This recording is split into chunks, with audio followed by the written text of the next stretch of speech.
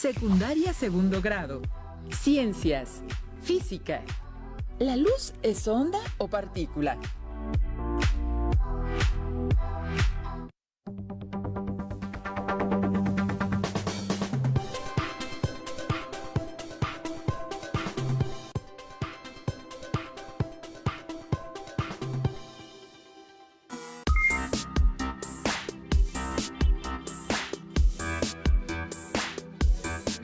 Bienvenidas y bienvenidos todas y todos los estudiantes de segundo grado de secundaria y público en general a una sesión más de Aprende en Casa 2 en la materia Ciencias Física.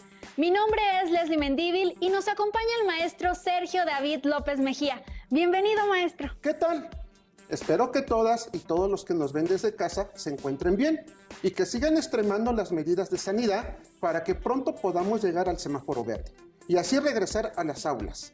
En esta ocasión hablaremos de algunas características de la luz y el por qué es considerada como una onda y como una partícula. El título de esta sesión es ¿La luz es onda o partícula?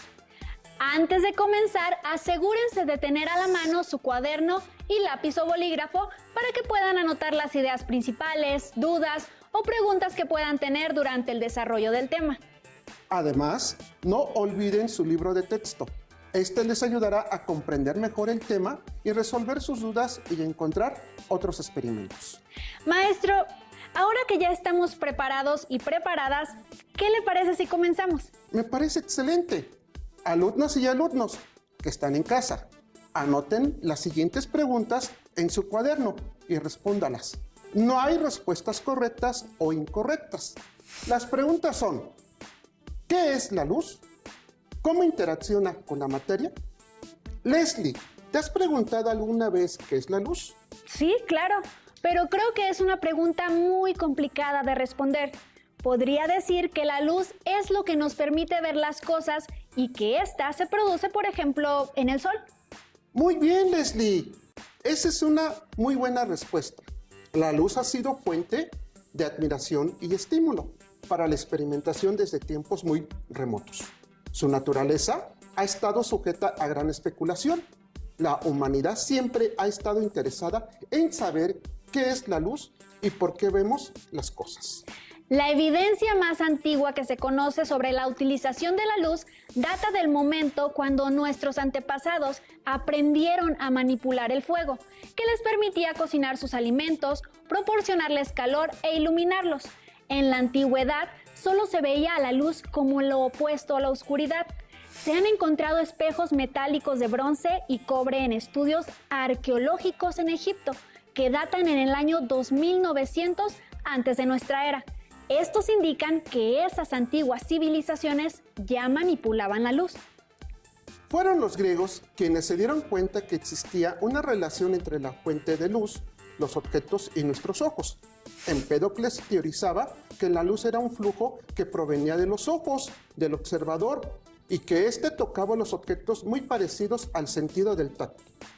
Pitágoras de Samos y Leucipo consideraban que la luz era algo que emanaba de los cuerpos luminosos en todas direcciones. Este flujo de luz rebotaba en los objetos y al llegar a los ojos producía la sensación de visión. Incluso Platón propuso que la imagen que percibíamos era producto de la interacción de algo que salía de los ojos, de la fuente luminosa y del objeto que se observaba. Pero en lo que todos coincidían era que la luz estaba formada por partículas que se movían en trayectorias rectas a gran velocidad. Tienes mucha razón, Leslie. Esa hipótesis fue retomada por Isaac Newton. En el siguiente material audiovisual podremos observar algunas características de su teoría y de otras que se formularon. A lo largo de la historia, los científicos han buscado entender la naturaleza de la luz. Newton, por ejemplo, propuso que la luz estaba formada por partículas microscópicas que viajaban en línea recta. Por otra parte, Christian Huygens pensó que la luz era una onda transversal. Maxwell descubrió la naturaleza de estas ondas. Se trataba de ondas electromagnéticas.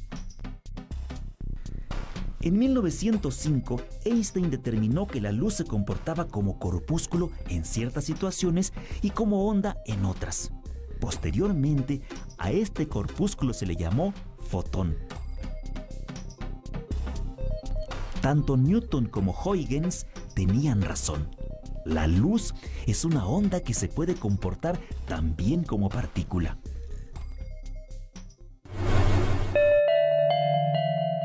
Para observar cómo se comporta la luz, hagamos la siguiente actividad. Utilizaremos cajas del mismo tamaño, elaboradas con distintos materiales: cartón, mica, papel albanene y focos de 60 watts. ¿Cómo se comportarán las paredes de la caja ante la luz que reciben? ¿Tú qué piensas? Algunos objetos dejan pasar la luz, otros tan solo un poco, y otros más impiden su paso. En la naturaleza encontramos objetos transparentes, translúcidos y opacos. Maestro, ahora veo que la luz sí es una partícula, tal y como lo decía Newton. No exactamente. Su teoría presentaba dificultades para explicar algunos fenómenos ópticos. Todos los fenómenos ópticos eran atribuidos a las interacciones mecánicas entre las partículas, tales como las atracciones, repulsiones y choques. Maestro, para que nos quede más claro, ¿nos podría explicar a qué se refiere con fenómenos ópticos? Me refiero a la reflexión, la refracción y la difracción. Para que nos queden más claro, veamos el siguiente material audiovisual. Podemos ver los objetos porque la luz se refleja en ellos y llega hasta nuestros ojos. Cuando ésta incide en una superficie con cierto ángulo, regresa con el mismo valor del ángulo que incidió, debido a la propiedad ondulatoria llamada reflexión. Cuando la luz viaja entre dos materiales de diferente densidad, se refracta, es decir, cambia de dirección y velocidad. Este fenómeno es conocido como refracción. Y lo podemos observar cuando colocamos un lápiz en un vaso con agua. Pareciera que está quebrado. Esto se debe a que la luz viaja entre el aire, que es menos denso, y el agua, que es más densa. La formación del arco iris se debe a la dispersión de la luz solar. Esto es porque las gotas esféricas de agua funcionan como prismas. Un rayo de luz solar entra en la superficie de cada gota, se refracta y se separa en los diferentes colores que la componen. Cada rayo de luz de diferente color lo hace con un ángulo diferente. Los rayos chocan con la superficie interna de la gota y se reflejan. Al salir de la gota nuevamente se refractan. Todas las gotas reflejan todos los colores. Sin embargo, cada color llega a nuestros ojos desde diferentes regiones del grupo de gotas de la lluvia. Por ello, en la parte superior del arco iris vemos el rojo, seguido del naranja, el amarillo, el verde, el índigo y por último el violeta. Maestro, en el video solo explican la reflexión y la refracción. Pero, ¿qué es la difracción? La difracción es la propiedad que poseen las ondas para rodear un obstáculo, cuando su propagación es interrumpida parcialmente. Por ejemplo, supongamos que estamos afuera de un cuarto, justo al lado de una puerta abierta, y que hay una persona que nos está hablando desde dentro de la habitación. Si no fuera por la difracción, las ondas de sonido que emite la persona que está adentro no llegaría a nosotros. Lo que ocurre es que las ondas rodean el obstáculo y siguen su propagación. Entonces, como Newton decía que las partículas de luz se mueven en línea recta, no podía tener difracción. Así es. Para poder sortear estas dificultades, Newton agregó interacciones entre sus partículas y el supuesto medio de propagación de la luz, y también con los materiales con los que interactuaban. Algo que explicaba Newton de manera más o menos satisfactoria era por qué ocurría la separación de colores cuando la luz atravesaba un prisma. Decía que las partículas de cada color eran de diferente tamaño y al pasar por el prisma se separaban. Maestro, pero me imagino que el prestigio que Newton tenía abonó a que sus ideas fueran aceptadas. Así es, Leslie. La fama de Newton provocó que su teoría sobre la naturaleza de la luz se considerara como verdadera, a pesar de las fallas que tenía. Afortunadamente, la ciencia no es un concurso de popularidad. Tienes mucha razón. Todos esos fenómenos tan confusos y rebuscados en la teoría corpuscular de Newton eran explicados de forma más sencilla en la teoría de Huygens, ya que estaba basada en ondas y utilizando esa premisa no tenían que buscarse tantas interacciones extras. Maestro, recuerdo que Huygens creía que la luz emitida por una fuente luminosa estaba formada por ondas, como las que aparecen cuando dejamos caer un objeto en un recipiente con agua. Así es. Huygens pensaba que la luz se propagaba por medio de ondas mecánicas emitidas por una fuente de luz. Como eran ondas mecánicas, necesitaban de un medio material por el cual propagarse, pero no lo podíamos tocar ni ver y además debía llenarlo todo. A este medio se le llamó éter.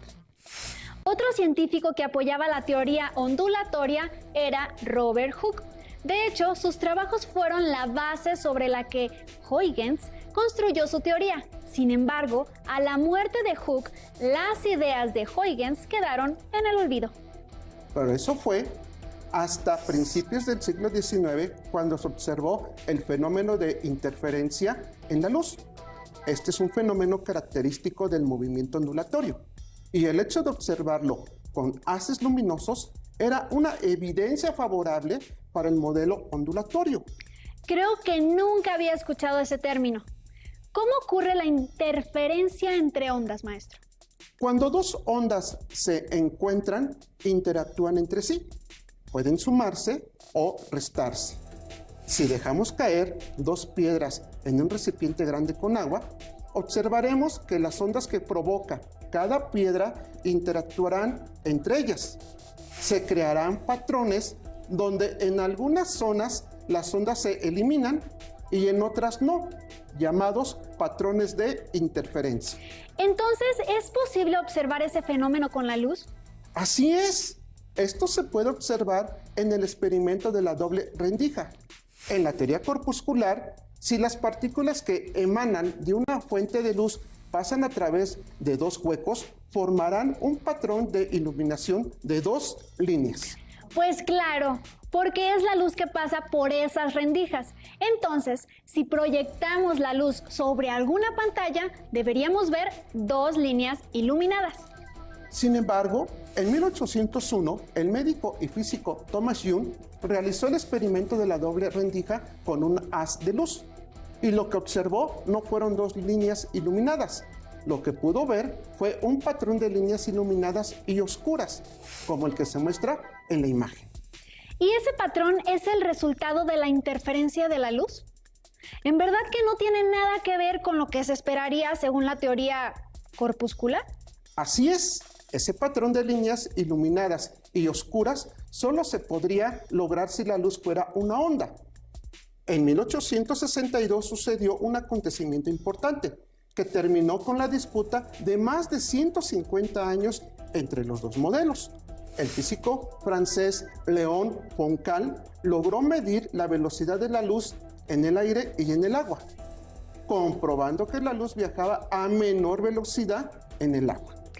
Esto contradecía la teoría de Newton acerca de la naturaleza de la luz y sus ideas tuvieron que ser rechazadas definitivamente, ya que contradecía los resultados experimentales. En 1864, el físico escocés James Clerk Maxwell explicó que los fenómenos eléctricos están relacionados con los fenómenos magnéticos. Los trabajos de Maxwell también indicaban que el éter no existía. Esto fue demostrado experimentalmente en 1887 por Albert Michelson y Edward Morley. A partir de ese hecho se acepta la idea de que las ondas electromagnéticas, como la luz, se propagan sin necesidad de un medio y por lo tanto también lo hacen en el vacío. A pesar de que las ecuaciones de Maxwell integraban de forma extremadamente elegante los fenómenos ondulatorios electromagnéticos, había por ahí unos cabos sueltos. El primero era el efecto fotoeléctrico. Este ocurría en algunos materiales cuando eran expuestos a un tipo específico de luz y como resultado emitían electrones. El segundo fenómeno era la emisión y absorción atómica de luz. La emisión ocurre cuando el gas es calentado. Los átomos del gas emiten luz de colores específicos, dependiendo del tipo de elemento que se observará. En la absorción, se hace pasar luz blanca por un gas y se analizan los colores que el gas deja pasar. Esos fenómenos no podían ser explicados con la teoría ondulatoria, pero por suerte se contaba con la teoría cuántica de Max Planck. Grosso modo, indicaba que los electrones podían moverse entre los niveles de energía atómicos si recibían o emitían una cantidad determinada de energía a la cual le llamaban cuanto. Es decir, si un electrón recibía un cuanto de energía, podía subir de nivel. Y si bajaba de nivel, era porque emitía un cuanto de energía. Con la ayuda de las ideas de Planck, Albert Einstein explicó el efecto fotoeléctrico. El cuanto de luz recibió el nombre de fotón, y estos eran partículas. Además, utilizando los fotones, se pudieron explicar también los fenómenos de emisión y absorción. Entonces se adoptó la idea de que la luz se comportaba como onda electromagnética en los fenómenos de propagación, interferencia, refracción y difracción, pero se comportaba como partícula cuando interactuaba con la materia. Maestro, ¿en dónde podemos ver el fenómeno de la luz como onda o como partícula? Déjame pensar. En una cámara fotográfica podemos ver este fenómeno. Primero, la luz entra por la lente de la cámara. Esta luz se refracta al pasar por el sistema de lentes que tiene la cámara y converge para enfocarse en la película fotográfica, si es una cámara antigua, o en receptores fotosensibles cuando son cámaras digitales. Entonces, como la luz pasa por un sistema de lentes y sufre refracciones y reflexiones, en esa parte se comporta como onda. Así es.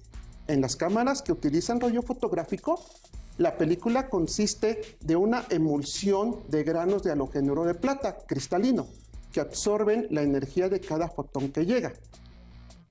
Esta energía activa los cristales de todo el grano y con el revelador se completa el proceso fotoquímico, produciendo así nuestra foto favorita. Mientras que en las cámaras digitales los fotorreceptores detectan la energía de los fotones y producen una corriente eléctrica que es interpretada como un color por el programa que construye la imagen en la pantalla de nuestro dispositivo. Cada fotorreceptor será un píxel en nuestra imagen. Y en estas interacciones la luz se comporta como partícula. ¡Vaya! ¡Qué interesante! De ese mismo modo funcionan nuestros ojos. Claro, la luz entra en forma de onda por nuestro cristalino y se refracta, ya que el cristalino hace la función de una lente y la luz, ya como partícula, interacciona con las células receptoras que se encuentran en nuestra retina. Esas células mandan impulsos eléctricos a través del nervio óptico al cerebro y este último lo interpreta como una imagen. Vaya, fue largo el camino que recorrimos, pero ya podemos contestar la primera pregunta que hicimos al inicio. ¿Qué es la luz? Ya sabemos que la luz es una onda y una partícula. Exacto. También hablamos un poco de cómo interactúa con la materia, intercambiando fotones con los átomos. Esa interacción es también responsable de los colores que podemos observar. Para saber más, veamos el siguiente material audiovisual. La luz permite a los seres humanos ver todos los objetos que nos rodean. Estos absorben la luz de ciertos colores y reflejan la de otros. ¿Crees que esta taza es de color rojo? ¿O refleja el color rojo? Algunos materiales, como este papel, dejan pasar fácilmente la luz. Sin embargo, solo pasa la luz del mismo color del papel. y al mismo tiempo impide que la luz de otros colores lo atraviese. Entonces, ¿podrías con esta experiencia saber de qué color es la luz? Intenta pasar un rayo de luz a través de un prisma y comprueba si la luz es blanca o no.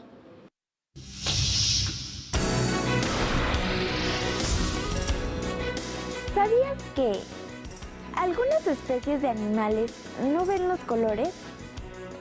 Algunos animales, como los perros, no pueden ver todos los colores. Su visión se limita a matices entre el blanco y el negro. En cambio, los peces y algunas aves pueden captar los colores y formas del medio que los rodea. Algunos insectos tienen un registro diferente. Pueden detectar luz ultravioleta. Por ejemplo, una flor que para el ser humano es blanca, para ellos es azul verdosa. Ciertos movimientos de los electrones en el átomo producen la emisión de luz. Cuando un electrón en un átomo pasa de un nivel energético a otro menor, se produce la emisión de un fotón. Entonces, cuando percibimos que algo es de un color determinado, es porque sus átomos absorbieron la luz de todos los colores, pero solo emitieron el del color que vemos. Exactamente, lo explicaste muy bien. ¿Y qué pasa con las cosas que son de color blanco o negro? ¿Qué tipo de luz están absorbiendo y cuál emitiendo? Los objetos de color negro absorben toda la energía, pero no la dejan salir. Por eso no se ve ningún color. Por otro lado, las cosas de color blanco emiten todos los colores de luz. Para observar ese comportamiento, vamos a ver el siguiente video. A continuación, se dará la siguiente demostración para ver cómo es el comportamiento de la luz como una onda. Para esto se necesitará el siguiente material. Globos de diferentes colores. Una lupa. Un marcador permanente de color negro. Y una fuente natural que en este caso será nuestro sol. A continuación procederemos a inflar los globos. Una vez inflados los globos, vamos a empezar con el globo negro y nos vamos a colocar en una posición en que los rayos del sol incidan sobre la lupa y el globo. Veamos qué sucede.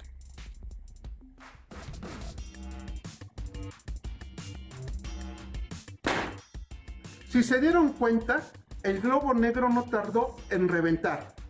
Veamos ahora qué sucede con los demás globos.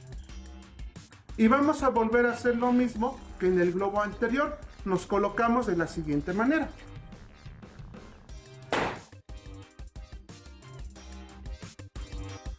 Continuamos con el siguiente globo.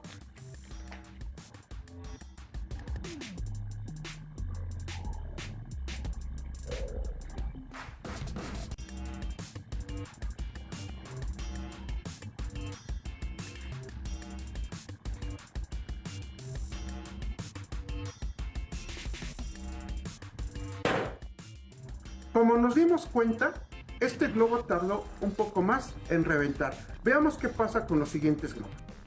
Continuamos con el rojo.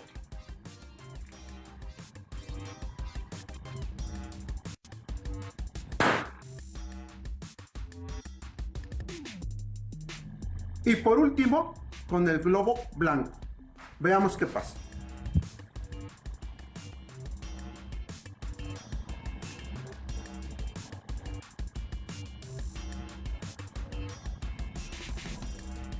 Si se dan cuenta, aquí el globo blanco tarda más tiempo en reventar.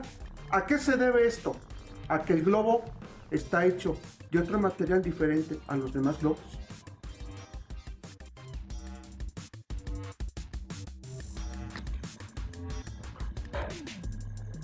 Vean aquí, colocamos un punto a un tamaño considerable y nos colocamos en la misma posición que en los demás globos y veamos ahora qué sucede.